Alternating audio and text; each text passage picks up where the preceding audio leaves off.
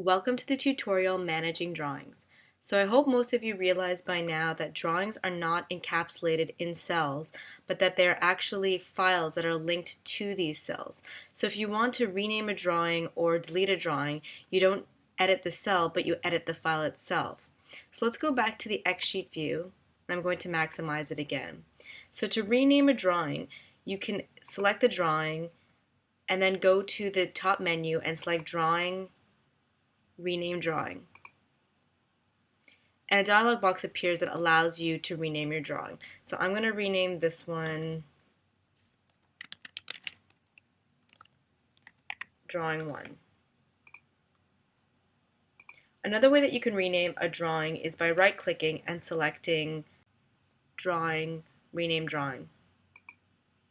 And you can do the same thing. So I'm going to name this one Drawing 02. Another way that you can rename a drawing is by using the keyboard shortcut. So for Windows, that's Control-Alt-D, and for Mac, it's Shift-Command-D. So the Rename Drawing window appears once more. And the last way that you can add a drawing once again is by using a button that exists in the X sheet view toolbar, and you can also add it to the timeline view toolbar, and that's the Rename Drawing button. Let me select Drawing 4 and click on that. And you can see that everywhere that Drawing 1 exists, it's been renamed throughout its column.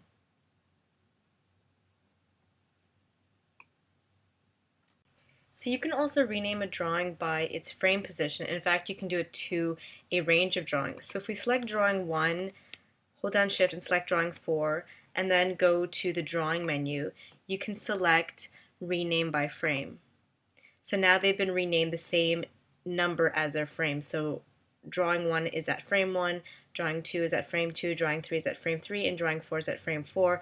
And also all their corresponding drawings have been changed in the same column. So now I want to show you how to delete a drawing, which is an operation that cannot be done. So by delete, I mean the actual file will be deleted in the backend folder. So let's keep the same range selected and go to Drawing, Delete Selected Drawings. So if you want to modify a drawing that already exists but keep the original intact, you can duplicate it and work on the copy. The exposure will be removed and the selected cell will be replaced with the new drawing. So let's do this one in the timeline view. So this drawing right here, Punching Bag, has multiple exposures for its first drawing. So let's select, say, maybe the third frame, and then go to the top menu and select Drawing, Duplicate Drawing. So now you see that there's a line that's been created, which lets you know that this first drawing is held for 2 exposures, and then now the copy exists right after. And for all the next frames, right up until the next thick line. So when you're copying and pasting a drawing, you're not actually copying and pasting the drawing, but you're copying and pasting the exposure. And for this, you must use a paste special.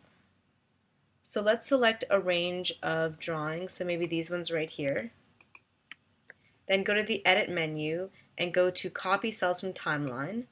And then let's move down the row. So like I explained before, we can copy this range right after, or we can actually copy it onto a whole different layer. So it doesn't even have to be on the same layer. So let's put it over here on frame 83 of the layer that's just above. And so we'll go to the Edit menu and select Paste Special.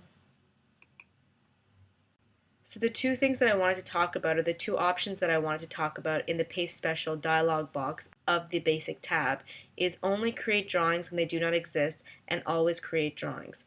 So if you have the always create drawings selected, no matter where you are, it'll paste the drawings as is, and if drawings of the same name or number already exist, they'll just be renamed and then copied. If you have only create drawings when they do not exist, then anywhere there's a duplication, so if, say, our drawings have the numbers 1, 2, 3, 4, 5, and there's a 1, 2, 3, 4, 5 here, then it will not actually paste those drawings.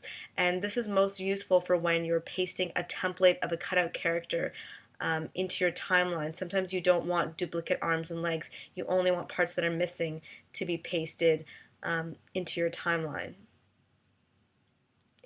And another good thing to know about paste specials, so let's hit enter there, I'm going to undo that, is that you can actually go to the edit menu and select paste special again to be able to perform the same paste special with the same options that you chose in the paste special dialog box.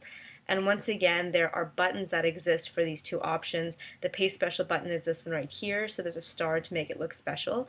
And then the paste special again button is in the toolbar manager.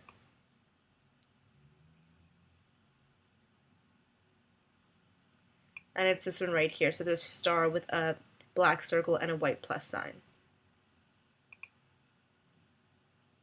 So that's it for the tutorial, managing drawings. Stay tuned for the next tutorial, annotation columns for Animate Pro.